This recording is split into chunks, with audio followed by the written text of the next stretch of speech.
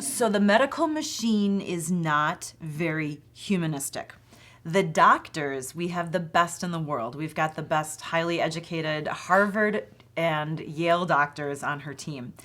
They are scientists. They are very good at what they're doing. They are not very humanistic. Now, the human side, the compassionate side, comes from her therapists, from her teachers. Like, for example, when the neurologist, a very nice doctor, very good at what he does, but when he sat down and told us our daughter's never going to walk or talk or even have any semblance of a life the way that we would even have thought, there was nobody in the room with us. Like, he didn't even think ahead of time, maybe there should be a social worker, maybe there should be somebody here to adequately address the needs of these parents as I'm changing their life forever. I don't know if it's just not the process at that specific hospital, or if he didn't have the foresight to think, emotionally these people might not be able to take it. Maybe we should have somebody on staff working with them. So it's definitely not a humane process. It is a big process. It is an overwhelming process.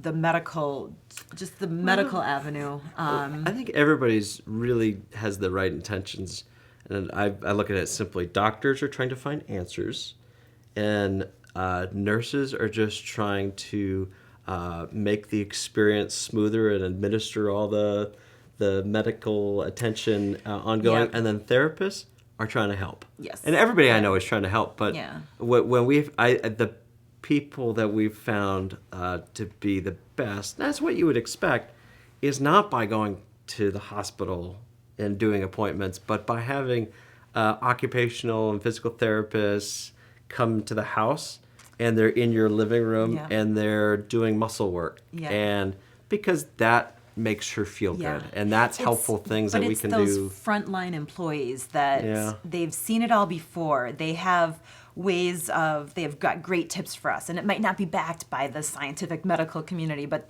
it's backed by their own 30 years of experience of working with kids that cannot walk or talk. So I feel like they've been more helpful than people in the medical community. And her hospital stays, any parent who has a child with a major medical issue, terminal issue, they will say they dread those hospital visits because nobody gets sleep, whether it's the parents or the child in the hospital room. And sometimes the medical staff, whether it's the medical assistants, the nurses, they're following out orders, and it's so cut and dry, so by the book. Like when she went in for her G-tube, the nurse is like, well, we're going to feed her overnight because that's what the doctor said. And I'm saying, no, you're not feeding her overnight because that's not what we do at home. She's 2.5 years old. She doesn't need to be eating 24 hours a day. She consumes enough calories. But it was almost like she's just so diligent in following doctor's orders that the common sense mom advice takes a back seat. And you don't want to be the crazy mom in there. But sometimes I think common sense gets lost just in the bureaucracy of carrying out the daily activities that go on in the hospital. So